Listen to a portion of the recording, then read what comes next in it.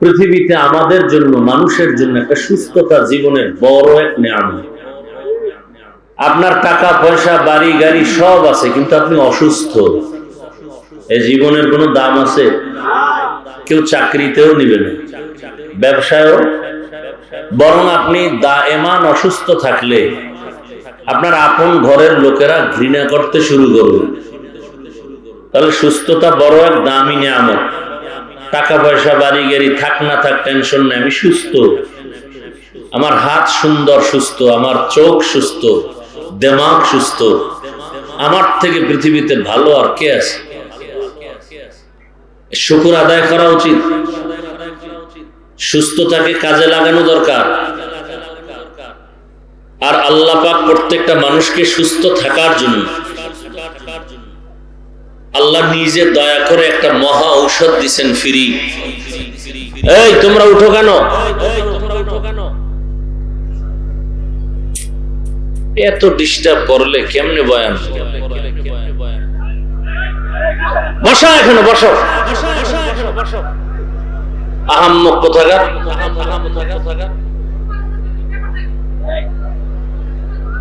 যাদের বসার অভ্যাস দুর্বল, দীর্ঘ টাইম বসতে পারে না, তারা আপনারা এখানে ঢুকছেন কেন?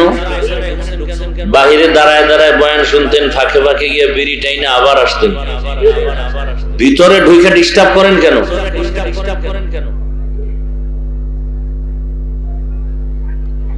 আল্লাহ মাহফিল কবুল করেন, আল্লাহ মাদ্রাসা কবুল করেন, আল্লাহ এলাকাবাসীকে কবুল করেন, কবরওয়ালাদেরকে আল্লাহ জান্নাত দান করেন। আল্লাহ সুস্থ থাকার জন্য একটা মহা ঔষধ দিছেন। কত টাকার বিনিময়? এখন জিজ্ঞেসি না তো জবাব দিবেন না কি? ফ্রি। কেমন ঔষধ? পৃথিবীর শুরু থেকে বা মানব জীবনের শুরু থেকে আজ পর্যন্ত ঔষধ কোন চিকিৎসা বিজ্ঞানী, কোন ডাক্তার আবিষ্কার করতে, কিয়ামতের আগ মুহূর্ত পর্যন্ত ঔষধের সমান কোন মেসাল, কোন মেডিসিন পৃথিবীর কোন ডাক্তার, কোন চিকিৎসা বিজ্ঞানী আবিষ্কার করতে পারবে? মহা এক ঔষধ ফ্রি। এটা সমমান কোন ঔষধ নাই, কিয়ামতের আগে আসবে না। প্রত্যেকটা মানুষকে সুস্থ রাখার জন্য আল্লাহ দিছেন। কে দিছেন? ওই ঔষধের নাম হলো রাতের ঘুম। বলেন কি? গোটা দুনিয়ার বিধর্মীরা সেই ঘুমকে জবাই করার জন্য, আপনার অকাল মরণের জন্য একটা অদৃশ্য মরণাস্ত্র হাতে তুলে দিছে। অদৃশ্য মরণাস্ত্র, অর্থাৎ এটা আপনাকে ধুকে ধুকে মেরে ফেলতেছে, আপনার খবর নেই, আপনি অনুভব করতেছেন না। আপনি মনে করতেছেন মোবাইল আপনার মায়ের থেকে খুব ভালো, আপনার বাবার থেকে মোবাইল আপনার কাছে খুব দামি, কিন্তু এই মোবাইল আপনার ইহকাল পরকাল, জীবন, যৌবন, মান সম্মান সব ধ্বংস করে ফেলতেছে, আপনার খবর নাই। আমি কি ব্যাঠিক বলতেছি? এই মোবাইল কেমন যেন মানুষকে বেয়াদব বানায় দিতেছে। মোবাইল কি বানায় দিতেছে? যেমন এটা একটা বেহেশতের বাগান। রাসূলের হাদিস মতে এই জায়গায় বসার সাথে সাথে সবার গুনাহ মাফ। কত বড় দামি প্যান্ডেল! সারা দুনিয়ার উলামায়ে কেরাম, মুফতি সাহেবরা একমত, এমনিই মনের চাহিদায় কোন কারণ ছাড়া ছবি উঠানো কবিরা গুনাহ, হারাম। বসছেন বেহেশতের বাগানে, করতেছেন কবিরা গুনাহ, কারণ কি? আপনার কপাল এত দুর্বল কেন? আপনি 200 হাত দূরে বসে যে আমার বয়ান রেকর্ড করতেছেন, একটা যুক্তি আমাকে দিবেন, আমি জানি। তো আপনার রেকর্ড তো একুরেট হবে না, পিওর হবে না, ছবিও স্পষ্ট আসবে না, বরং আপনার কাজটা নিখুঁত ভাবে মিডিয়াওয়ালারা করতেছে। আপনি কেন আকামটা করে সময় নষ্ট করেন? নাকি আমাকে দেখান আপনি মোবাইলওয়ালা? তা হাতে মোবাইল কেন? বলার দায়িত্ব আমার, মানবেন কিনা সে দায়িত্ব আপনার। হেদায়েতের মালিক কে? রসুলের হাতে হেদায়েতের চাবি। মান ইয়াহদিল্লাহু ফালা মুদিল্লা লাহু ওয়া মান ইউদ্লিলহু ফালা হাদিয়া লাহু মান ইয়াহদিল্লাহু ফাহুয়াল মুহতাদ ওয়া মান ইউদ্লিল ফালান তাজিদা লাহু ওয়ালিয়াম মুরশিদা। আল্লাহ যাকে হেদায়েত দিবেন সে পেয়ে যাবে। যার কপাল বড় খারাপ, হেদায়েত পাবে দূরের কথা, হেদায়েত পাওয়ার মতো কোন মুরব্বিও পাবে না, মুর্শিদ পাবে না। হেদায়েত বড় কঠিন জিনিস। যেই রহমতের নবীকে এক নজর দেখলে জাহান্নামের আগুন হারাম, যেই রসুলের দিকে একটা নজর দিলে 7 দিন পর্যন্ত পেটে ক্ষুধা থাকে না, সেই রসুলকে 13 বছর পর্যন্ত দেখলো, বয়ান শুনলো, কালেমা পড়ে নাই। কয় বছর দেখছে? এরপরও কালেমা। এত বড় তাজা বেঈমানের নাম জানেন? হ্যাঁ, এর নাম কপাল। এর নাম কি? অন্যদিকে 27 বছরের এক যুবক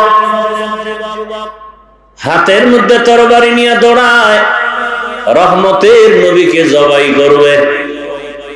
কয় বছরের যুবক? রহমতের নবীর চেহারা দেখা মাত্র তরবারি ফালায় বলে, রসুল কালেমার পতাকা গলায় লাগায় দেন, বেয়াদবি মাফ করে দেন। 13 বছর দেখছে, বয়ান শুনছে, এক জায়গায় বসে রসুলের সাথে খাইছে কালেমা, এর নাম কপাল। 27 বছরের যুবক রসুলকে জবাই করতে রওয়ানা, মুহূর্তে কালেমা পড়ে তরবারি নিয়ে দাঁড়ায় গেছে। মুহাম্মদের বিরুদ্ধে কথা বললেই তরবারি। নাম কি? নাম কি? বয়স কত? এর নাম কি? কপাল। বাড়ির থেকে আসছো আর শুনতে, কপাল খারাপ, প্যান্ডেলে ঢুকতে পারো নাই। কোথায় তারা? দোকানে দোকানে ঘুরে আর নারী পুরুষ সমানে, যুবক যুবতী আড্ডা দেয় আর তাজা তাজা কবিরা গুনাহ করে। আছে না মার্কেট? এটা বেহেশতের বাগান, প্যান্ডেলের বাইরে জাহান্নামের বাগান। পরীক্ষা চলতেছে। কি চলতেছে? আল্লাযী খালাকাল মাউতা ওয়াল হায়াতা লিয়াবলুয়াকুম আইয়ুকুম আহসানু আমালা ওয়া হুয়াল আজিজুল গফুর।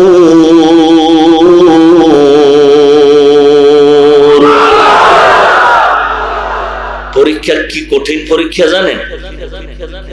মহিলাও ডানে বামে হাঁটতেছে, পিছনে নারী, ডানে নারী বামে নারী, চারিদিকে বাইতুল্লাহ দাঁড়ানো। দেখছেন নি কারবার? আল্লাহর ঘর কাবা, বাইতুল্লাহ তাওয়াফ করে সবাই। ডানে মহিলা, বামে মহিলা, সামনে মহিলা, পেছনে মহিলা। অনেকে চেহারা কইলা তাওয়াফ করে, আমিও তাওয়াফ করি, বিশ্বাসও করে, বুজুর্গ করে, দুনিয়াদারেরাও করে। পরীক্ষা চলতেছে। মাওলার রহমত নাজিল হচ্ছে বাইতুল্লাহর উপরে অল টাইম। এখন তোর অন্তর কি বাইতুল্লাহর দিকে যায় না নারীর দিকে যায়? পরীক্ষা চলতেছে, কঠিন পরীক্ষা। পাস করলে তুই বিনা হিসাবে জান্নাত, ফেল করলে মরার আগেই জাহান্নাম। বড় কঠিন পরীক্ষা। বাড়ির থেকে ওয়াজের নাম শুনে আসছে, প্যান্ডেলে ঢুকতে পারে না, এর নাম কি? আর এক দল প্যান্ডেলে ঢুকছে, কিন্তু বয়ান শোনার মতো কলবটা খালি করতে পারে নাই। মোবাইল দিয়ে পর্দা লাগায় রাখছে, সামনে মোবাইল। কপাল ভালো? কে ভালো কপাল? সারা রাত মোবাইলে আকাম কইরা চেহারাটারে নষ্ট করে ফেলেছে। চেহারার দিকে তাকাইলে কোনো মায়া নাই, নূর নাই, আকর্ষণ নাই। ঘরে ঘরে, রুমে রুমে জেনা, চোখের জেনা, কানের জেনা, হাতের জেনা, জবানের জেনা, মোবাইলের দ্বারা। আব্বাও করে, আম্মাও করে, ভাইও করে, বোনেও করে। রুমে রুমে জেনা চলতেছে সারা রাত, কোনো ঘুম নাই। কখন 2টা বাজলো খবর নাই। হঠাৎ করে শুনে ফজরের আজান, মোবাইলটা ফালায় ঘুম। ওই ঘুমের মধ্যে আল্লাহর গজব আসা দরকার ছিল, শুধু মুহাম্মদের উম্মত হওয়ার কারণে আল্লাহ গজব দেন নাই। সুস্থতা বড় জীবনের বড় এক নেয়ামত। আমার কথা আপনার মানার কোনো দরকার নাই। বাসায় গিয়া যুবকদের বলছি, শিক্ষিত বাবারা মোবাইলে গুগলে সার্চ দাও, টাচ মোবাইল দেখলে শরীরের অঙ্গ প্রত্যঙ্গের কি কি ক্ষতি হয়, ওখানে ডিটেলস চিকিৎসা বিজ্ঞানীরা কি বলেছে দেখো। হুজুরের কথা মানার দরকার নেই, ওখানে দেখো কিডনি শেষ, হার্ট শেষ, ব্রেন শেষ, লেখাপড়া শেষ, মায়ের সাথে বেয়াদবি, বাবার সাথে বেয়াদবি, শিক্ষকের সাথে বেয়াদবি, সব সূত্র মোবাইল। এই প্যান্ডেল হিসেবে বেয়াদবি, এত কিলাকিলি কেন, ধাক্কা ধাক্কি কেন? মোহাব্বতের মানে কি বেয়াদবি করা? এটা কোন মোহাব্বত, কোন ভালোবাসা? ভালোবাসা তো বেয়াদবির নাম না। রসুল বয়ানে বসছেন, সাহাবাদেরকে বললেন যে যেখানে আছেন বসেন। আওয়াজটা সাহাবী শুনছেন বাহির থেকে, এক পাও ভেতরে আর এক পাও বাইরে মসজিদের। কানে আসছে, রসুল বলছেন বসেন। বাহিরের পাও ভেতরে নেননি, ভেতরের পাও বাহিরে নেননি, জায়গায় বসে গেছেন। এর নাম আদব। আমাকে আপনি ভালোবাসেন তার মানে বেয়াদবি করবেন? এটা কোন ভালোবাসা? একটা ছবি তোলার জন্য আপনি আমার গায়ে হাত দিবেন? এজন্যই একটু আগে বলেছি মোবাইল আমাদের বেয়াদব বানিয়েছে। একটা মানুষ হাত বিছাইতে সালাম দিতেও চিন্তা করে, কি জানি হুজুর মনে করে। আর ছবি তোলার জন্য কাদের উপরে হাত উঠায় ছবি তোলার জন্য, বলে হুজুর একটু ছবি তুলবো। আবার বলে অনুমতি দেন। মদিনার অনুমতি নাই, আমি কেন অনুমতি দিব? সারা দুনিয়ার উলামায়ে কেরাম একমত, সরকারের প্রয়োজন ছাড়া, শরীয়তের ওজোর ছাড়া এমনিই ছবি তোলা স্পষ্ট কবিরা গুনাহ, হারাম। বহু উলামায়ে কেরাম এখানে আছেন, পারলে বলুক আমার ফতোয়া উল্টা পাল্টা, তওবা করে নেই।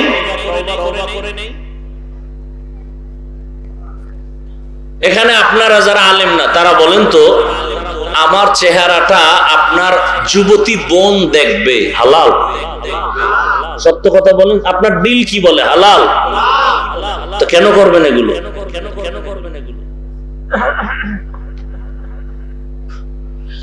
আল্লাহ আমাদের সব ভাইকে হেদায়েতের দৌলত দান করেন। যাদের আয়োজনে আজকের এই মাহফিল, সময়, পরামর্শ, অর্থ সব দিয়ে সহযোগিতা করেছেন, আল্লাহ তাদের কবুল করেন। দরুদ ও সালাম সাইয়্যিদুল মুরসালিন রাহমাতুল লিল আলামিন শফিউল মুজনিবিন খাতামুন নবিয়্যিন সাইয়্যিদুস সাকালাইন ইমামুল মুরসালিন হযরত মুহাম্মদুর রাসূলুল্লাহ। নবীর নামে দরুদটা পড়লেন না? কি দুশমনি আছে রাসূলের সাথে? পড়লেন না কেন? সবাই একবার জবান খুলে পড়েন তো, কতটা গুনাহ হইছে। বরং 3টা পুরস্কার পাইছেন একবার বলার কারণে। কয়টা? 10টা গুনাহ মাফ, 10টা নেক যোগ হয়েছে। আল্লাহর দরবারে 10 গুণ মর্যাদা বেড়ে গেছে। हर के बाशुद आमिले सल्लु मुदम आतिशे दोज़ख शवद बरवाए हाराम। জীবনে কিছু করছেন আর না করছেন, আজকে থেকে দরুদের আমলটা ধরে ফেলেন। দুনিয়াতেও অনেক কিছু পাবেন, এক সময় আমার কথা মনে রাখবেন। আখিরাতে তো পাবেনই, কমপক্ষে দৈনিক 300 বার দরুদ পড়বেন, আজমতের সাথে, পবিত্র অবস্থায়, নির্জন জায়গায় বসে। এরপরে পবিত্র অবস্থায় ঘুমাবেন, চেহারাটা কিবলার দিকে ফিরায় দিবেন, দরুদের আমল লাগাতার করতে থাকবেন। কি যে আল্লাহ আপনাকে দিবেন আমার এটা বুঝাবার কোনো ক্ষমতা নাই। তবে এতটুকু কথা আমি বলি, সবার জন্য মৌখিক নফল আমল ইস্তিগফার আর দরুদের থেকে পাওয়ারওয়ালা আমল আর এই দুনিয়ায় নেই। ও ব্যবসায়ী, তোমার ব্যবসায় সমস্যা, দরুদের আমল চালু করো, সমাধান হয়ে যাবে। এত পাওয়ারফুল এক আমল দরুদের আমল। আল্লাহ আমাদের বেশি বেশি বেশি বেশি দরুদের আমল করার তৌফিক দান করুন। উলামায়ে হযরত আলোচনা করেছেন দীর্ঘ সময়। আল্লাহ উলামায়ে কেরামদের কথাগুলো আমাদেরকে সহি তরিকায় আমল করার তৌফিক দান করেন। উলামায়ে কেরামের ইজ্জতকে আল্লাহ বেশি বেশি বাড়ায় দেন। এদের হেদায়েত দান করেন আল্লাহ, এদের হেদায়েত দান করেন। হেদায়েত না থাকলে ধ্বংস করে দেন। কিয়ামত পর্যন্ত আর নবীজি এসে আমাদের বয়ান দিবেন না, নাকি আপনাদের এখানে আসবেন? কোন থানা এটা? কিয়ামত পর্যন্ত কোন সাহাবী আসবেন দাওয়াত দিতে? কিয়ামত পর্যন্ত কোন আইম্মায়ে কেরাম আসবেন না? ইমাম বুখারী, ইমাম মুসলিম, ইমাম তিরমিজি, ইমাম আবু হানিফা, ইমাম শাফিঈ কেউ আসবেন? বড় বড় বড় বড় আউলিয়ায়ে কেরামদের যারা চলে গেছেন আবার আসবেন? কিয়ামত পর্যন্ত এই জাতিকে ভালো করে বুঝেন, কিয়ামত পর্যন্ত এই জাতিকে দুনিয়াতে শান্তির, নিরেট শান্তির পথ দেখাবে, নির্ভেজাল বিনা হিসাবে জান্নাতের গ্যারান্টি দেওয়ার পথ দেখাবে একমাত্র উলামায়ে কেরাম, আর কেউ না। কারা? দুনিয়ার শান্তির পথ কি উলামায়ে কেরামদের কাছে আছে? শান্তির পথ দেখানোর কি রাস্তা নাই? উলামায়ে কেরাম যে পথ দেখাবেন কি বাবার কথার থেকে না কোরআন হাদিস থেকে? সবাই সত্য কথা মানেন আর না মানেন স্বীকার করেন। কোরআন এবং হাদিস বা ইসলাম কি আপনাদের ধারণা মতে একটা অপূর্ণাঙ্গ ধর্ম না পরিপূর্ণ? মানুষের জীবনে কিয়ামত পর্যন্ত যত সমস্যা হবে সমাধান কি ইসলাম কোরআন হাদিসে আছে? দিল থেকে বলেন, তাল মিলেন, আছে সব লাইনের। শুধু রাষ্ট্রীয় সমাধানটা নেই, আছে। তো কেন বলেন ইসলামে রাজনীতি নাই? আপনি এই কথা বলার দ্বারা তো প্রমাণ হয় যে ইসলাম কোরআন সব দিক থেকে পূর্ণ, রাজনীতি বা রাষ্ট্রের ব্যাপারে কোরআন শরীফ অপূর্ণাঙ্গ, দুর্বল। আল্লাহ সবাইকে হেদায়েত দান করুন। আল্লাহ তো এই পথ দেখাবে উলামায়ে কেরাম। এজন্য উলামায়ে কেরামের জন্য দোয়া করি। আন্তর্জাতিক এক চক্রান্ত আর ষড়যন্ত্র চলতেছে উম্মতের অন্তরে আলেমদের প্রতি ঘৃণা জমানোর জন্য। কারণ আপনারা যদি আমাকে ঘৃণা করেন আমার বয়ান আর শুনবেন না। আমার প্রতি আপনাদের খারাপ ধারণা আসলে আমার পেছনে আর নামাজ পড়বেন না। ইসলাম বন্ধ করো বলতে হবে না, এই আকাম করলে অটো ইসলাম বন্ধ হয়ে যাবে। দেখেন না সব উলামায়ে কেরাম আমরা খুশি। দেশের যে পরিস্থিতি এই মুহূর্তে একটা সুযোগ ইসলামের জন্য, কিন্তু এটা মুখেই বলি, বাস্তবে সব দ্বিমুখী দৌড়াচ্ছি। এবং আলেমরা যেন এক না হয় এজন্য কোটি কোটি টাকা ব্যয় করা হচ্ছে এদের পেছনে, যে আলেম যেন এক না হয়। আলেম ওলামা এক হয়ে গেলে নাস্তিকদের ঘুম হারাম, দুর্নীতিবাজ আর দুর্নীতি করতে পারবে না। কারণ আলেম ওলামারা উম্মতের দায়িত্ব নিলে কিছু হোক না হোক এদেশে কোনো জুলুম হবে না। জালেমরা পছন্দ করে না, দুর্নীতিবাজরা চায় না এদেশে ইসলাম আসুক। দেখেন না নেতারা স্টেজে কত বক্তব্য দেয়, এই হুজুরগো বয়ান শুনলে হবে না, আমল করা লাগবে। মাঠের থেকে আপনারা কেন বলেন না যে আপনার আমলের দাড়ি কই? মানে আপনাদের বলে বলে ইসলাম ছাড়া শান্তির ধর্ম আর কোথাও নাই। বলে ঠিক, সে মানে বলেন মানে না কেন? দুনিয়ার সবাই জানে ইসলাম শান্তি দেয়, মানে না কেন? তার মন মতো আকাম করতে পারবে না, এজন্য মানে না। দেখেন হুজুরগো অনেকে ভালোবাসে, কিন্তু হুজুরগো ক্ষমতায় আসতে দিবে না। মহিলারাও কানা আইলেই হাত মোজা পরাইব, পায়ে মোজা লাগাই দিব। দরকার নাই হুজুরগো হাদিয়া জনমের মতো দাও, ভালোবাসা দাও, ফল ফুরুর যা চায় দাও, ক্ষমতায় আনতে গেলে ঝামেলা। এখন কিছু কিছু হুজুর চিন্তা করে তাহলে ইসলামটারে আরো হালকা বানাই, যে তুমি যা করবা এটাই ইসলাম, কোনো কঠিন কিছু নেই। কত দিকের মুসিবতে যে আমরা পড়ে আছি, আর কোনো শেষ নাই। বাইতুল্লাহ গেলাম, রসুলের রওজা মোবারকে গেলাম, সেখানে সারা দুনিয়ার কত লাইনের মুসলমান নামাজে দাঁড়ানো। কাউকে দেখলাম পাও কেবলার দিকে দিয়া টান টান হয়ে ঘুমাচ্ছে, একামত হয়ে গেছে, নামাজে দাঁড়ায় গেছে, আর দিল পরিষ্কার, উজু লাগবে না। আর একজনকে দেখলাম নামাজে দাঁড়ায় মোবাইল আসছে বের করে কথা বলতেছে, কথা বইলা মোবাইল রেখে দিছে, নামাজ যায় নাই, দিল ঠিক। আর একজনকে দেখলাম বুকে হাত বাঁধা, কেউ সাইডে দিয়ে দাঁড়ায় রয়েছে, হাত বাঁধেই না। কেউ বুকে বাঁধলে হাত নাবির নিচে ওলারা বেজার, নাবির নিচে হাত বাঁধলে বুকে যারা বাঁধে এরা বেজার। একজনের কথা আমার পান্দারি দরকার নেই, সাইডে দিয়ে খাড়ায় দেয়। তুই মক্কায় অবস্থা আছে না নাই? একজনকে দেখলাম সেজদায় যাওয়ার আগে, এবার দেখিস কপাল এই একটা কি যেন পকেট থেকে বাইর করে এই পরিমাণ, এটা কপালের নিচে দিয়ে সেজদা দেয়। খবর নিয়ে দেখলাম ওদের অন্তরের আকীদা হইল ইবলিস সেজদা দিয়ে জমিন নাপাক করছে, এই জন্য জমিনে দেয় না, একটা কাঠের টুকরা রাখে পাতলা, ওইটার উপরে দেয়। আচ্ছা, আমি যেটা বুঝাতে চাই, আরবে, সৌদি, মক্কা, মদিনায় এত ফেরকা, এত কিছু, আপনারা শুনছেন কোনদিন যে তারা এই এত মতামতের মধ্যে কিলাকিলি লাগিয়া 10 জন মারা গেছে? শুনছেন তো? সোনার বাংলায় গজব কেন, ঝগড়া কেন? বুকে হাত বাঁধি, নাবিওয়ালারা বেজার, নাবির নিচে হাত বাঁধলে বুকওয়ালারা বেজার। 20 রাকাত তারাবি পড়ি, 8 রাকাত ওয়ালারা সালাম দেয় না, দিলেও নেয় না। কেন এই গজব? কেন? কার বদনজর লাগছে আমার দেশে? এত ঝগড়া হবে কেন? আপনি 20 রাকাত পারেন না, পড়েন 8 রাকাত, আপনার জবাব আপনি আল্লাহর কাছে দিবেন। হ্যাঁ, আমার এখানে করণীয় কি? আপনাকে মহব্বতে বুঝাতে পারি, আর কিছু না। না গালি দিবেন, সালাম দিবেন না, দিলেও নিবেন না, এটা কোন রসুলের আদর্শ? আল্লাহ হেদায়েত দান করুন। যাই হোক, অনেক কথা বলে ফেললাম। বয়ান যতটুকুই করব শুধু আপনাদের ধৈর্যের উপরে। উঠবেন, আস্তে হাত উঠায় মোনাজাত দিয়ে চলে যাও। কোরআনে হাকিমের এক আয়াত পড়ছি, রসুলের একটি হাদিসের অংশ পড়েছি, তরজমাটা বলে নেই, এরপরে কিছু ব্যাখ্যা।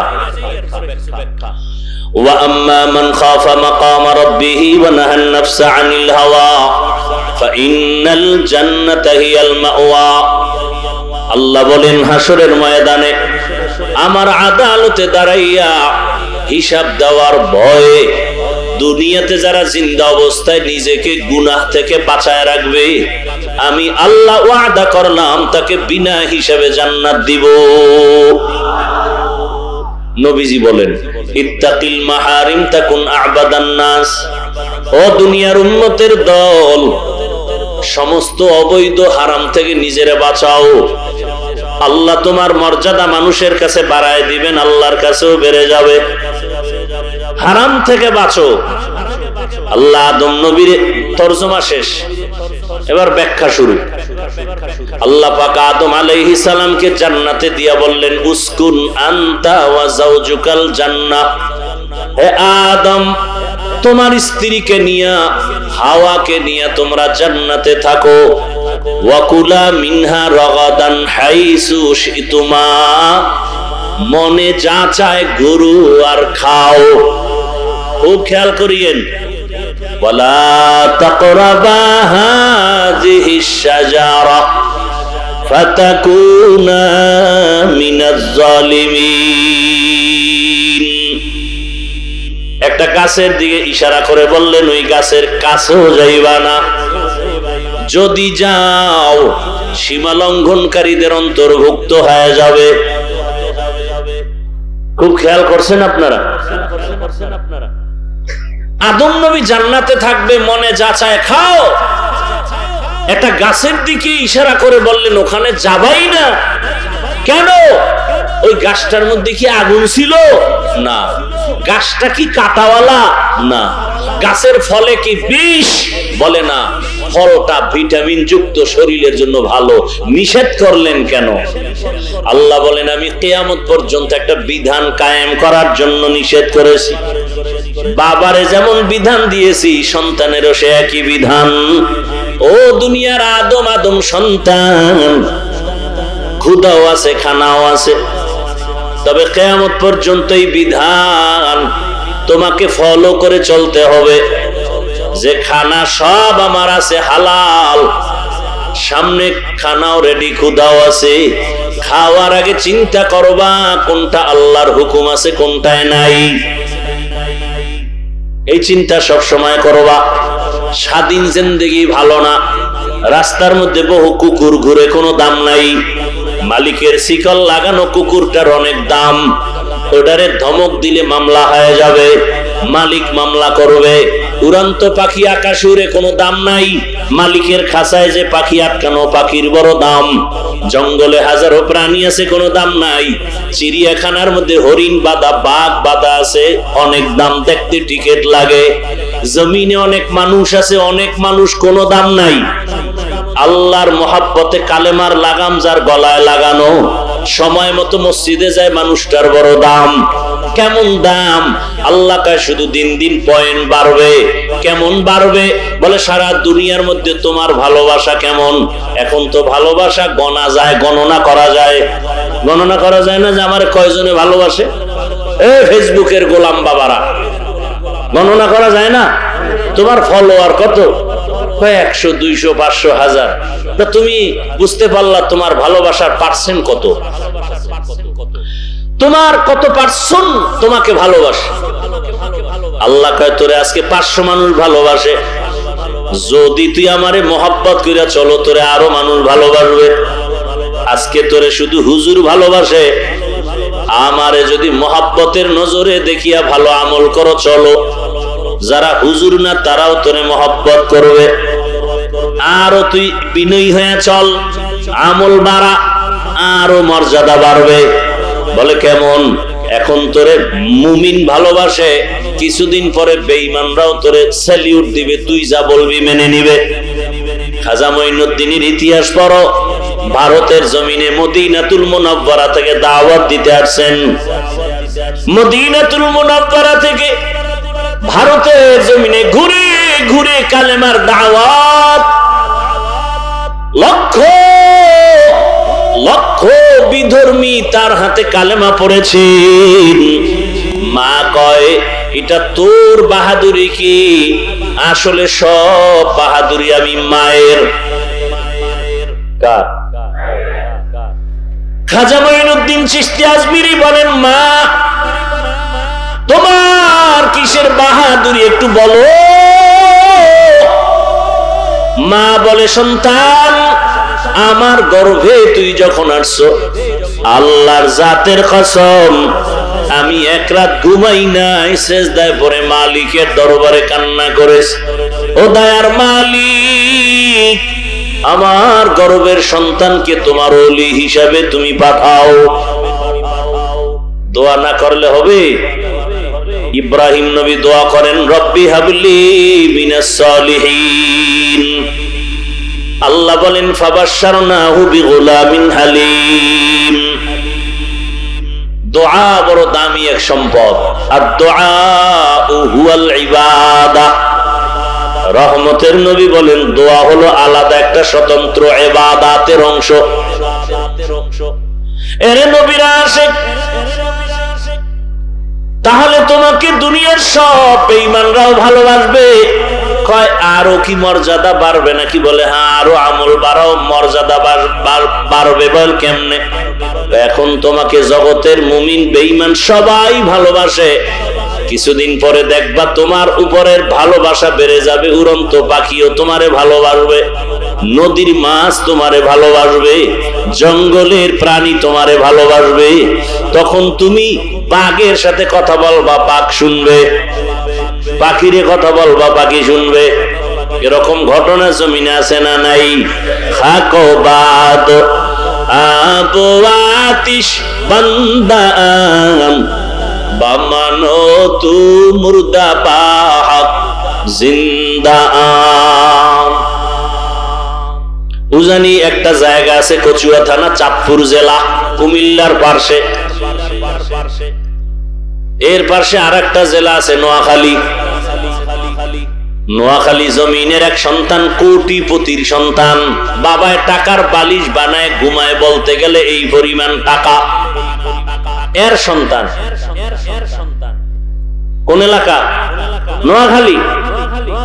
বাবার টাকা পয়সা বাদ দিয়া বের হয়ে গেলেন ঘর থেকে, না টাকা পয়সা দরকার নাই, এক টানে চলে গেলেন ভারতে দেওবন্দ। মাওলানা হলেন, কিরাআতে সাবআ পড়লেন। এরপরে রশিদ আহমদ গাঙ্গুহি দরবারে গেলেন, সেখানে বায়াত গ্রহণ করলেন। তাসকিয়ার সবক নিয়া বাইতুল্লাহর পাশে গেলেন, পাশে এক মসজিদ একটু দূরে, ওখানে গিয়া তেলাওয়াত শুরু করলেন। মক্কার মানুষ বড় আশেক হয়ে গেল, হুজুর আপনার বাড়ি কই? কয় বাংলাদেশ। আপনার তেলাওয়াত এত মজা লাগছে, আমাদের মসজিদে আপনি ইমামতি করেন। ইমামতিতে রাজি হয়ে গেলেন। কিছুদিন পরে বিবাহের প্রয়োজন। সৌদি আরবের মানুষ এতটাই পাগল হয়ে গেল, মেয়েকে বিবাহ দিবেন, তবে শর্ত বাংলাদেশে নেওয়া যাবে না, এই শর্তে বিয়া হয়ে গেল। বিবাহ করার পরে কিছুদিন থাকলেন, রশিদ আহমদ গাঙ্গুহি চিঠি লিখলেন, ও বাংলাদেশের কারি ইব্রাহিম, বাংলাদেশে গিয়া তাড়াতাড়ি খেদমত শুরু করে দাও। হযরতের চিঠি পাইয়া বিবিকে বললেন, যাবা নাকি থাকবা? শর্ত তো না নেওয়ার। বলে আমি যাব। পরিবারের অনুমতি নিয়ে দেশে আসলেন। নোয়াখালীর জমিন বাদ দিয়া চাঁদপুর জেলার কচুয়া থানা, ওখানের এলাকার একটা নাম উজানি। হিন্দুদের মালিকানা বিশাল বড় জঙ্গলওয়ালা জমিন খরিদ করলেন। করার পরে ভেতরে পরিচ্ছন্ন করার জন্য ঢুকলেন, গিয়া দেখে একটা গম্বুজ দেখা যায়। গম্বুজের ভেতর একটা বাঘ তার বাচ্চাকে দুধ পান করায়, ওই গম্বুজটা এখনো আছে। উজানি গেলে দেখবেন বিশাল বড় মসজিদের দক্ষিণ পশ্চিম কর্নারে ওই গম্বুজ।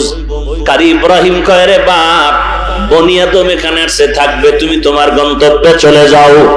কারি ইব্রাহিমে কথা বলা মাত্র কুমিল্লা জেলার একটা থানা আছে লালমাই, লালমাই থানার পাশে একটা পাহাড় আছে, লালমাই পাহাড় বলে।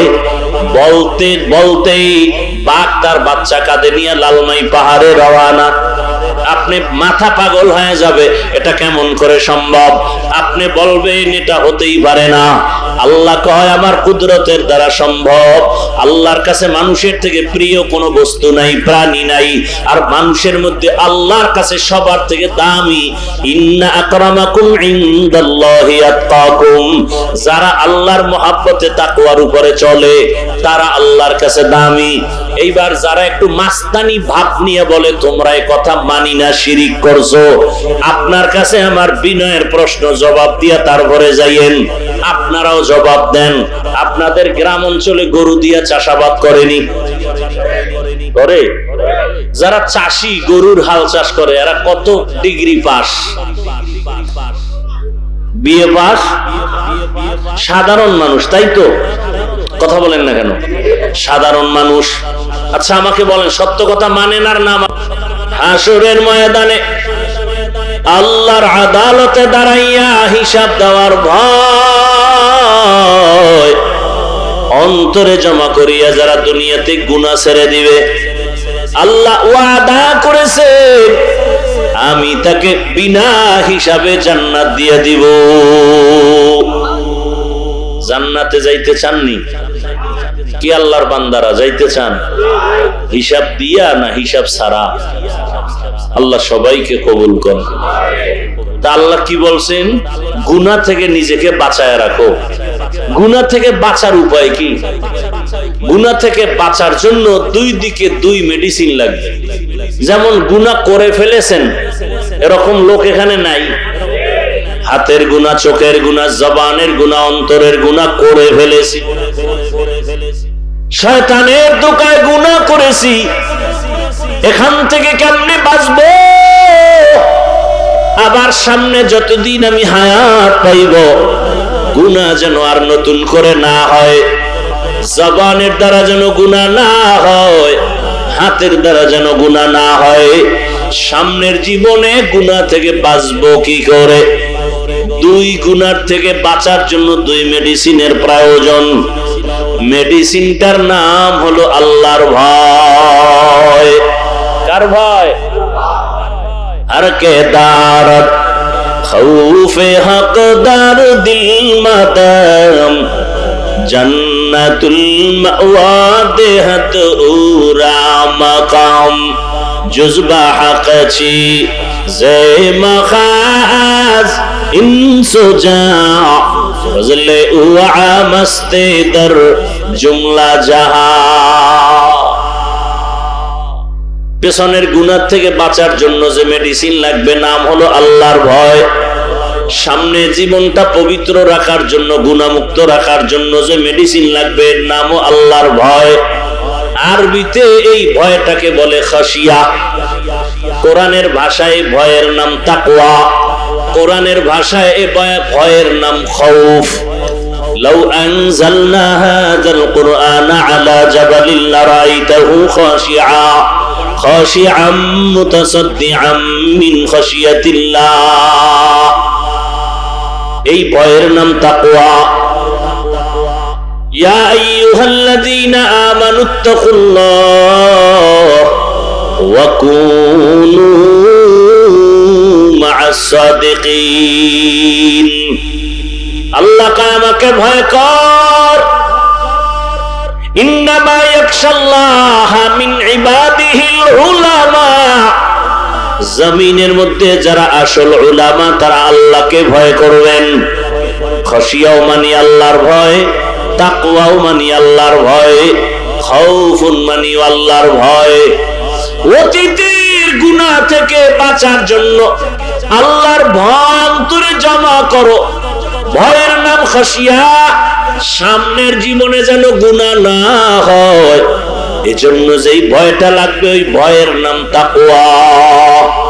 পেছনে আল্লাহর ভয় নিয়ে তওবা করো, সামনে যেন তোমার আমার দ্বারা গুনাহ না হয়। জীবনে তো গুনাহ কম করো না রে যুবক বাবা। ও আমার যুবক,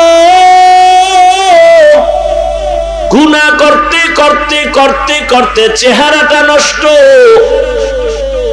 এত গুনাহ জীবনে করেছে রে বাবা। আমি এতক্ষণ আপনাদের যে বয়ান শুনাইতেছি একবারও কিন্তু বলি নাই সবাই গুনাহ সারিয়া স্কুলে যারা আছো স্কুলে তালা দিয়া মাদ্রাসায় যাও। একবারও বলি নাই তাবলিগে যাও। একবারও বলি নাই আমার মতো হুজুর হও। একবারও বলি নাই তুমি পীরের কাছে যাও। কি বলতে চাই ভালো করে শুনো হে যুবক বাবারা। দুনিয়াটা কিছুই না, তুমি স্কুলে পড়ো। আমি হাফিজুর রহমান তোমাকে সাহস দিয়া যাই, দোয়াও করে যাই। স্কুল ছাড়িও না, কলেজ ছাড়িও না। বান্দা তুমি ওখানে লেখাপড়া করো। চাকরি যারা করেন ওখানে চাকরি করেন। ব্যবসা যারা করেন করেন। চাকরিও ছাড়তে হবে না, ব্যবসাও ছাড়ার প্রয়োজন নাই। বরং আমি পরামর্শ দিব ওখানে থাকিয়া জান্নাতের পথটাকে বেছে নেওয়ার চেষ্টা করেন। এখন বলবেন স্কুল কলেজে পড়িয়া জান্নাত পাওয়ার পথ কেমনে পাই? চাকরির রাস্তায় থাকিয়া কেমনে পাই? ও আমার যুবক, তোমাকে আমি কলিজা দিয়ে দোয়া করে গেলাম, তুমি স্কুল কলেজে লেখাপড়া করে ডাক্তার হও। দোয়া করি তুমি ইঞ্জিনিয়ার হও, তুমি প্রফেসর হও। দোয়া করে গেলাম। আমি হাফিজুর রহমানের দোয়া কবুলের গ্যারান্টি নাই, তবে ময়দানে বহু আল্লাহর বান্দা আছে যাদের আমিন ফেরত যাবে না। আমিন ফেরত যাবে না এমন আল্লাহর বান্দা আছে না নাই? বহু আল্লাহর বান্দা আছে। ও যুবক, তুমি প্রফেসর হও, দোয়া করি তুমি এমপি হও, মন্ত্রী হও, তুমি ওসি হও, ডিসি হও, এসপি হও। তবে ছোট একটা সতর্কতা, বেয়াদব হইবা না। কি হইবা না? বেয়াদব হইবা না। বলতে পারো হাফিজ ভাই ডাক্তার হব, বেয়াদব হব না, তার ব্যাখ্যা কি? ভালো করে শুনো রে বাবা। 3 জায়গায় বেয়াদবি করবা না, করলেই মরার আগে তুমি পঙ্গু। ভালো করে মনে রাখিস যুবকেরা, ভালো করে পারলে লিখে রাখ ভালো করে। তিন জায়গায় বেয়াদবি করলে মরার আগেই বিচার শুরু। এক নাম্বার জায়গা মা বাবা, দ্বিতীয় জায়গা তোমার শিক্ষক, তিন নাম্বার জায়গা উলামায়ে কেরাম মুরব্বী। আল্লাহর জাতের কসম, যদি মা বাবার সাথে বেয়াদবি করে বরদোয়া নাও, খোদার কসম জীবনে তোর মরার আগে জীবনটা ধ্বংস হয়ে যাবে। মরবি না, মরার আগে শাস্তি পাবি বিছানায় শুয়া, মানুষের জুতার বাড়ি খাবি। দুই নাম্বার, শিক্ষকের যদি বেয়াদবি করে কোনো বরদোয়া নাও, লেখাপড়ার জিন্দেগি তোর ধ্বংস হয়ে যাবে। তিন নাম্বার, উলামায়ে কেরামের পরামর্শের বাইরে গিয়া যদি বেয়াদবি করে বরদোয়া নাও, হাত উঠাইয়া বরদোয়া করা লাগে না, তোমার আচরণে দিলে কষ্ট লাগছে, নিঃশ্বাস ফেলছি, এটাই তোর গজবের জন্য যথেষ্ট। হাত উঠাইয়া বরদোয়া করতে হয় না, হাত উঠাইয়া দোয়াও করা লাগে না। মায়ের এমন একটা কথা বলছো, মা চোখের পানি ছেড়ে দিছে, তোর কপাল ধ্বংস হওয়ার আর কিছু বাকি নাই, আর কোনো আলাদা কিছুর দরকারও নেই। এরা আমার কলিজার যুবক, মা বাবার দোয়া নিয়ে সামনে আগাইও, শিক্ষকের দোয়া নিয়ে আগাও, উলামায়ে কেরামের দোয়া নিয়ে সামনে আগাও। যদি এই তিন জায়গার দোয়া থাকে তোমার জীবন সফল, ডাক্তার হলো তোমার জীবন ধন্য। আর যদি বেয়াদবি করে ডাক্তার হও, তাসলিমা নাসরিনের মতো জুতা খেয়ে দেশ থেকে পালিয়ে যেতে হবে। জিন্দেগি মে বন্দেগি তু কার নাহি, जिंदगी में बंदगी तू कर नहीं, जिंदगी में बंदगी शर्मिंदा है, जिंदगी में बंदगी शर्मिंदा है। दुनिया में हो दुनिया का तलबगार ना हो, बाजार से गुजर हो खरीदार ना हो। ये दुनिया एक मिसल कागज फूल है, ये दुनिया एक मिसल कागज फूल है, जिंदगी में बंदगी तू कर नहीं, जिंदगी में बंदगी शर्मिंदा है, जिंदगी में बंदगी शर्मिंदा है। जिंदगी में बंदगी कुल बंदगी, बंदगी में जिंदगी शर्मिंदगी। কয় জায়গা থেকে দোয়া লাগবে? এক নাম্বার জায়গা মা বাবা, দ্বিতীয় শিক্ষক। আল্লাহর কসম, শিক্ষকের যদি বরদোয়া লাগে লেখাপড়া ধ্বংস। রাস্তায় চলতে গিয়া বহু তোমার মতো যুবক দেখি অর্ধুলাঙ্গ পাগল, কিন্তু ইংলিশে কথা বলে। এমন পাগল দেখছেন নি? রাস্তার পাগল কেমনে কথা কয়? ইংলিশ। আবার এক পাগল দেখলাম আরবিতে কথা বলে। আরে পাগল হইয়া কি আবার ইংলিশে কোচিং করলো নি? না না, তো ব্যাপার কি? বলে ভালো ছাত্র ছিল, শিক্ষকের সাথে বেয়াদবি করে পাগল হয়ে গেছে। লিকুল্লি শাইইন জিনাতুন ফিল ওয়ারা ওয়া জিনাতুল মারই তামামুল আদাবি, আজ খোদা খা হিমে তৌফিক আদব, বেআদব মাহরুমে গাশ আজ ফজলে রাও। তিন নাম্বার জায়গা কি? উলামায়ে আহলে হক। উলামায়ে কেরামের সাথে বেয়াদবি করলে কপাল খারাপ। জমানার বড় ইমাম ইমাম আহমদ বিন হাম্বল রাহমাতুল্লাহ আলাইহি ওই যুগে একজন বড় বুজুর্গ ছিলেন, বিশরে হাফি রাহমাতুল্লাহ আলাইহি। হাফি মানে খালি পাওয়ালা। জগৎ বিখ্যাত ওই বিশরে হাফি, যে ছিল এক মদের আড্ডাখানার অধিনায়ক। মদ পান না করলে তার মেজাজ ঠান্ডা হতো না। এই বিশরে হাফি আল্লাহ হেদায়াত দিয়েছেন। এমন আল্লাহ হেদায়াত দেওয়ার পরে আল্লাহর কাছে এত প্রিয়, বিশরে হাফি এখন জমিনে হাঁটে, জুতা পায়ে পড়ে না। কেন? বলে জমিন পবিত্র, যেখানে সেজদা দিবে সেখানে কবুল। এই জন্য পবিত্র জমিনে বিশরে হাফি জুতা পরিধান করবে না। তাজকিরাতুল আউলিয়া নামক কিতাবে আছে, যতদিন বিশরে হাফি জমিনে জুতা পায়ে দেয় না, অতদিন পর্যন্ত তার পালিত গরু ছাগল জমিনে পায়খানাও করে না। জমিন বড় পবিত্র, এটা ফাতোয়া না, এটা তাকওয়া। আর কে দারাত খাউফে হকদার দিল মাতাম জান্নাতুল মাওয়া দেহাতুরা মাকাম। মদিনাতুল মুনাওয়ারায় গেছে জিয়ারতে, একদিন দুই দিন তিন দিন থাকার পরে ওজর খাই পেশ করেন, আর মদিনায় থাকা যাবে না। কেন? আমার বাথরুমের ব্যাগ আসছে। তো করো, বাথরুম আছে তো না। আমার রাসূল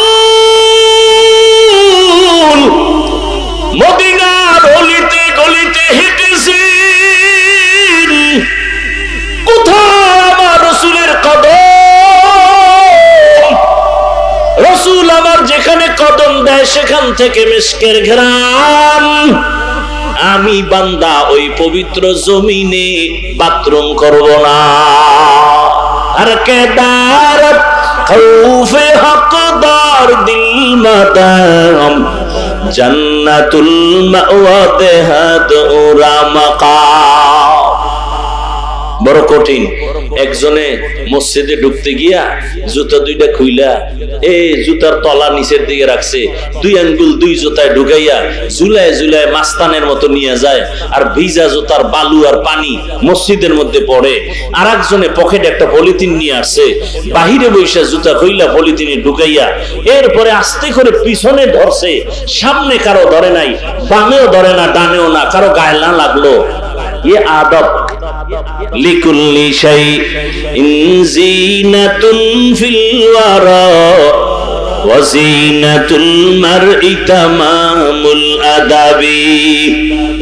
ওই বিশরে হাফির যুগে জগৎ বিখ্যাত কোরআন ও হাদিসের বড় আলেম, বড় ইমাম আহমদ বিন হাম্বল রাহমাতুল্লাহ আলাইহি বিশরে হাফি কোথাও সফরে যাইতেছেন ঘোড়ার পিঠে। ইমাম আহমদ বিন হাম্বল বিশরে হাফির থেকে অনেক বড় আলেম, যাইয়া ঘোড়ার লাগাম ধরে টানে। বুঝেননি কথা? ঘোড়ার লাগাম ধরে টানে বিশরে হাফি উপরে, আর জমানার ইমাম আহমদ বিন হাম্বল লাগাম ধরে টানে। জিজ্ঞাসা করে আহমদ বিন হাম্বল, আপনি বিশরে হাফির লাগাম ধরে টানেন কেন ঘোড়ার? সে তো আলেম না বড়, সে তো, আপনি তো জমানার বড় আলেম। বলে আমি হলাম আলেম বিল কিতাব, আমি কিতাবের আলেম, আর সে হলো আলেম বিল্লাহ। আমি কিতাব চিনি, কিতাব জানি। বিশরে হাফি আল্লাহকে চিনি, আল্লাহকে জানে। এই জন্য আমি তার সোহবত নেই। ইমামে আজম আবু হানিফা রাহমাতুল্লাহ আলাইহি বলেন, আমার জীবনের 2টা বছর এত দামি, ওই 2টা বছর যদি না হইতো আমি ইমাম আবু হানিফার সম্মান এত উঁচু হতো না। সেই 2 বছর, কোন 2 বছর? ইমাম জাফরে সাদেক, তার কাছে আমি সোহবতে 2 বছর কাটাইছি, আমার জীবন রং হয়ে গেছে। ও আল্লাহর বান্দারা, ভালো করে বুঝো, মোবাইলে চার্জ নাই, বিদ্যুতের সাথে লাইন লাগাও, মোবাইল ফোন চার্জ হয়ে যাবে, কথা আসে না, নেটওয়ার্ক ফুল লাগাও, টাওয়ারের সাথে লাইন লাগাও, সম্মান বেড়ে যাবে। ও দুনিয়ার মানুষ, ভালো করে বুঝো, স্বর্ণ কিন্তু মাটির মধ্যে থাকে, পদার্থ খনির মধ্যে থাকে, ওখান থেকে বেছে বেছে বের করে ধুইয়া ধুইয়া শোধন করিয়া এরপরে বের করা হয়। বের করার পরে চকচক করে, এরপরে তার দাম বেড়ে যায়। এটাকে কেউ অমূল্য মনে করে না, ফালাইয়াও দেয় না। এর নবীর উম্মত, দুনিয়াতে দেখো বড় ডাক্তার হতে হলে বড় অভিজ্ঞ ডাক্তারের পেছনে পেছনে ট্রেনিং দেয়নি? শুধু লেখাপড়া যথেষ্ট না, দুনিয়ার লাইনে যদি নিজের দামি বানাইতে চাও, দামি দামি আল্লাহ ওয়ালার সাথে সম্পর্ক জোড়ায় দাও। সাহাবায়ে কেরামরা রাসূলের স্পর্শ পেয়েছেন, এতটা দাম হয়ে গেল। দুনিয়াতে কোরআনের সাথে সম্পর্ক। আমি হাফিজুর রহমানের গায়ের জামার কাপড়ের গজ অনেক বড় দামি। আরে কত দামি? বাংলাদেশে এখন 1 কোটি টাকা দিলেই জামাটার কাপড় আর কেউ পায় না। 1 কোটি টাকার এই কাপড় যদি এখন আমাকে কেউ দেয়, আমি এখন বিক্রি করে দিব। 1.5 কোটি টাকা বিক্রি হয়ে যাবে, 50 লাখ লাভ। বাংলাদেশের কোথাও কাপড় নাই। গার্মেন্টস ফ্যাক্টরি যারা কাপড় বানায়, অর্ডার দিলাম আইনে দেন, 1 কোটি টাকার কাপড় আনেন, কালকে দিয়ে দিই। কিন্তু এই কাপড় পাড়ায় পইরা গেলে খুইলা রাখলে পাড়ায় পায়ের নিচে থাকে। কিন্তু দোকানের একটা সামান্য কাপড়, এটা কাটা টেইলার ফালায় দেয়, এটার দিয়ে বাসায় একটা মেশিন দিয়ে জুসদান বানায়, গিলাপ বানায়, কোরআনে লাগাই দিছে। এখন এটা কেউ ভাই লাগায়নি। আমি এই কাঠের চেয়ারে বসছি, কত দামি চেয়ার, যে কেউ চাইলে বানাইতে পারে না, টাকা দরকার, 1 পিস বানাবে না, এটা একটা নিয়ম আছে। কিন্তু সামান্য কাঠ কোরআনে লাগায় দিছেন, রেহাল নাম হয়ে গেছে, দাম বেড়ে গেছে। আপনাদের এলাকায় বহু ঘর আছে, বিল্ডিং আছে, একটা ঘরের কোনো দাম নাই, কিন্তু এই ঘরের এত দাম কেন? বলে কোরআনের তেলাওয়াতের স্পর্শ লাগছে। এই জন্য এখানে কেউ বিনা ওযুতে জুতা নিয়ে মসজিদে যায় না, কেউ মসজিদে আসলে বিড়ি টানে না। টানেনি? নামনগর এলাকায় এরকম বেদ্যপ আছে কেউ যে মসজিদের ভিতরে বইয়াও টানে? আল্লাহ হেদায়েত দান করে। আরো জোরে বলেন। উলামায়ে কেরামের সাথে বেয়াদবি করিও না রে যুবক। বাংলাদেশে এত ঝামেলা কেন? যত কারণ আছে, এর মধ্যে বড় কারণ আলেমদের সাথে বেয়াদবির ফলাফল। খবরদার বেয়াদবি করবা না রে বাবা, সাবধান। তুমি ডাক্তার হও, জীবন ধন্য, সর্বোচ্চ সম্মান তোমার হবে যদি 3 জায়গার দোয়া নিয়ে চলো। ডাক্তার হতেও বাধা নাই। এবার বলবা, হাফিজ ভাই এটা কি সম্ভব? হ্যাঁ, তুমি ডানে বামে তাকাও, সত্যটা স্বীকার করে আমাকে বলো। ও যুবক বাবারা, তোমার মতো যুবক স্কুল কলেজে পড়ে, সত্য কথা বলো, 5 ওয়াক্ত নামাজও পড়ে আসেনি। তুমি পারো না কেন? আমি আনসার দিব, তোমার কপালে কার জানি বরদোয়া লাগিয়েই গেছে, অজান্তে বরদোয়া লাগছে। এই জন্য তুমি হাজারো বয়ান শুনে কান্দো না, মোনাজাত করো না, তওবা করো না, মসজিদেও যাও না। তোমার মতো যুবক র্যাব, আর্মি, পুলিশ, বিডিআর চাকরি করে, 5 ওয়াক্ত নামাজ পড়ে, বলো তুমি কেন পারো না? অবশ্যই তোমার কপালে কার যেন বরদোয়া লেগে গেল। তোমার মতো যুবক রাস্তায় গাড়ি চালায়, ড্রাইভারি করে, নামাজ পড়ে, তুমি কেন পারো না? তোমার মতো যুবক এই বাজারে ব্যবসা করে, চাকরি করে, 5 ওয়াক্ত নামাজ পড়ে, শাটার টাইনা মসজিদে চলে গেছে, এখন বেচা কিনা চলবে না, এরকম ব্যবসায়ী নাই? বলো ব্যবসায়ী বাবা, তুমি পারো না কেন? তোমার মতো যুবক নদীর মধ্যে মাছ ধরে, নামাজ ছাড়ে না, রিক্সা চালায়, নামাজ ছাড়ে না, জমিনে কৃষি কাজ করে, গামছা বিছাইয়া নামাজ পড়ে, নামাজ ছাড়ে না। বলো বাবা, তুমি পারো না কেন? পর্দার আড়ালের আম্মা জানেরা, বোনেরা, আপনাদের কত ধন্য জীবন। খাজা মঈনুদ্দিনের কথা মনে আসেনি? বলছিলাম, মা কি কইছিল? তুমি যত হাসো বাহাদুরি তোমার না আমার। মা বলেছিলেন, রে মঈনুদ্দিন,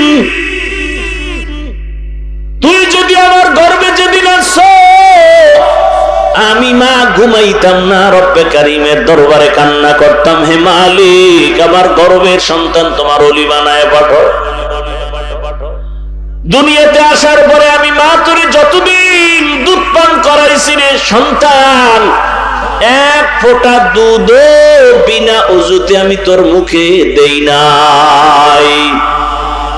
কেমন মা এক ফোঁটা দুধ বাচ্চার মুখে বিনা ওযুতে দেয় না?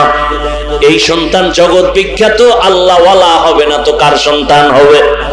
ও আমার যুবক বাবারা, পর্দার আড়ালের মা বোনেরা, আপনাদের এলাকায় এখনো বহু মা আছে, বহু বোন আছে, বেপর্দায় চলে না, নামাজ ছাড়ে না, মোবাইলে সময় নষ্ট করে না, স্বামীর মাল নষ্ট করে না, খেয়ানত করে না। আম্মা জান, আপনি কেন পারেন না? আজকে এই মাদ্রাসার কতজন ছাত্র পাগড়ি দেওয়া হইলো? 37 জন ছাত্রকে পাগড়ি দেওয়া হলো। ছোট ছোট বাচ্চা, এদের সিনার মধ্যে আল্লাহর কোরআন জমা হয়ে গেছে। ও পর্দার আড়ালের মা, খবর নিয়ে দেখেন, এ যারা পাগড়ি নিয়েছে ওই ছেলেদের বাবারা কোটিপতি না। খবর নিয়ে দেখেন, চাষি চাষের কাজ করে, কৃষি কাজ করে, রিক্সা চালায়, ড্রাইভারি করে, খেটে খাওয়া মানুষ, সন্তানটারে কোরআন পড়াইছে, দিনে কাজ কইরা যা পায়, নিজে খাইলো না খাইলো সন্তানের কিছু বেতন দেয়। এই বাবা মার আজকে খবর নেন, তাদের মতো ঈদের আনন্দে জমিনে আজকে আর কেউ নাই যে আমার সন্তানটা কোরআনের হাফেজ হয়ে গেল।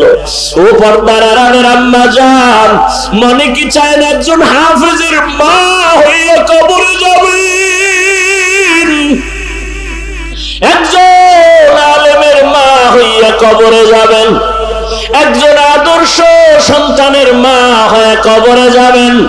সন্তানটারে কোরআন পড়াইয়া ডাক্তার বানান, বাধা নাই। সন্তানটাকে কোরআন শিক্ষা দিয়া ইঞ্জিনিয়ার বানান, বাধা নাই। সন্তানটাকে কোরআন শিক্ষা দিয়া প্রফেসর বানাবেন, বাধা নাই। ওই সন্তান ডাক্তার হলো আপনার জন্য কোরআন তেলাওয়াত করে দোয়া করবে। এখনো সময় আছে, মা তওবা করেন। আপনাদের জীবনটা বড় ধন্য, আল্লাহর কাছে তওবা করেন।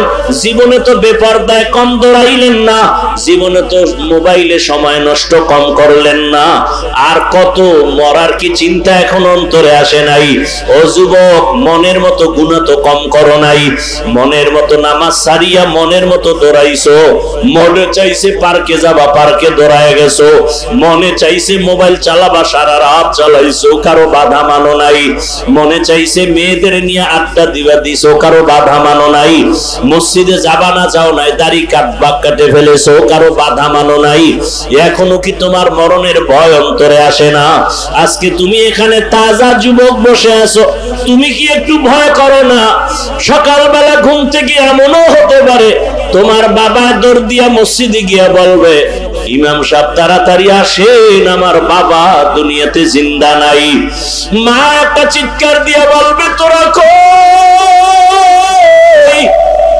আমার সন্তান আর দুনিয়ায় বেঁচে নাই। মা চিল্লায় কাঁদবে আর বলবে, আমারে আম্মু বলে কে ডাক দিবে? ও আল্লাহর বান্দারা, কেউ ডাক দেখবা, কেউ দৌড়াবে কাফন কিনার জন্য, বাবায় বলবে কেউ যা কবর খনন করার জন্য, আবার কাউকে পাঠাবে গরম পানি কর, আবার ছেলের চির বিদায়ের গোসল দেওয়া হবে। কেউ যাবে বাঁশবাগানে কবর খনন করার জন্য। রে যুবক, এই কয়দিন আগে দেখছো বিদেশ থেকে টাকা নিয়ে আসে, গাড়ির মধ্যে ছেলে মেয়ে সহ বাড়ি যায়, রাস্তায় বাড়ি যাওয়ার আগে পানির মধ্যে পইরা মহিলাও মারা গেছে, বাচ্চাও মারা গেছে। দেখো না? এরে আল্লাহর বান্দা, এই তো দুনিয়া। ওই বিদেশি লোকটা হাউ মাউ করে কান্না করে, আমার জীবনটা শেষ হয়ে গেল, আমার কোলে বাচ্চাটাও মারা গেল, আমার সামনে স্ত্রীও মারা গেল, বাসা পর্যন্ত যেতে পারলাম না। কিসের যৌবনের বাহাদুরি করো? পানির মধ্যে তাকায় দেখ যুবকের লাশ, ঘুমের বিছানায় তাকায় দেখ লাশ, গাড়ির নিচে যুবকের লাশ। ওরে মায়ের কান্না শুরু হয়ে যাবে, তাকাইয়া দেখবে রে যুবক, আপনজনের আইসা তোর গায়ের গেঞ্জিটা প্লেট দিয়ে কেটে কেটে রাখবে। গোসল করাইয়া যখন কাফন পরাবে, খাটে উঠাবে, মসজিদের কাটিয়া ঘরের দরজায় তোমারে আমারে খাটে উঠাইয়া যখন ঘর থেকে জানাজার ময়দানে নিবে, আম্মা জান জানালা দিয়া চিৎকার দিয়া বলবে, আবার বাবারে কই না, শেষবারের মতো একটু চেহারাটা দেখাইয়া যাও, আমার বাবারে আর জীবনে বুঝি দেখতে পারবো না। চির বিদায় দিয়া দিবে সবাই। জানাজা পড়াইয়া ওই বাঁশবাগানে যেখানে দিনেও কেউ যায় না ভয়, ওইখানে তোমাকে আমাকে শোয়াইয়া মাটি দিয়া বিদায় হয়ে যাবে। ও যুবক বাবা, মনের আশা পূরণ কইরা তো গুনাহ করছো, এবার তওবা করো, মনে মনে আমার আল্লাহকে ডাকো আর বলো, হে আল্লাহ, আমার মতো জেনারেল লাইনের যুবক হইয়া যদি রাস্তায় গাড়ি চালাইয়া নামাজ পড়ে আমি কেন পারি না? আমার মতো জেনারেল লাইনের যুবক যদি চাকরি করে নামাজ পড়ে আমি কেন পারি না? আমার মতো যুবক যদি জেনারেল লাইনে থাকিয়া ব্যবসা করিয়া নামাজ পড়ে আমি কেন পারি না? আজকে থেকে তওবা করে নিলাম। আমার আল্লাহকে মনে মনে বলো, হে আল্লাহ, জীবনে আর নামাজ ছাড়বো না, দাড়ি কাটবো না, আর বেপরদায় চলবো না। মা বাবার দোয়া নিয়া, শিক্ষকের দোয়া নিয়া, ওলামায়ে কেরামের দোয়া নিয়া নবীজির আদর্শ মতো চলবো। ও আল্লাহর বান্দা, পর্দার আড়ালের মা বোনেরা, অন্তর ভরে দোয়া করো, আল্লাহর কাছে তওবা করো। ও দয়ার মালিক, জীবনে আর কোনোদিন বেপরদায় চলবো না, স্বামীর মাল খেয়ানত করব না, আর মোবাইলে সময় নষ্ট করব না। ও আল্লাহর বান্দারা, তওবা করার যদি নিয়ত হয়, খাঁটি তওবার নিয়ত যাদের আছে, অন্তরে মুনাফিকি যদি না থাকে, খাঁটি তওবার নিয়তে দুটো হাত আমার আল্লাহকে দেখাইয়া দাও। আয় আল্লাহ, আমাদের তওবা কবুল করে নেন। আয় আল্লাহ, তওবার উপরে মজবুত হয়ে চলার তৌফিক দান করেন। আয় আল্লাহ, আমাদের জীবনের গুনাহমুক্ত জীবন দান করেন। গুনাহের প্রতি ঘৃণা জমায়ে দেন।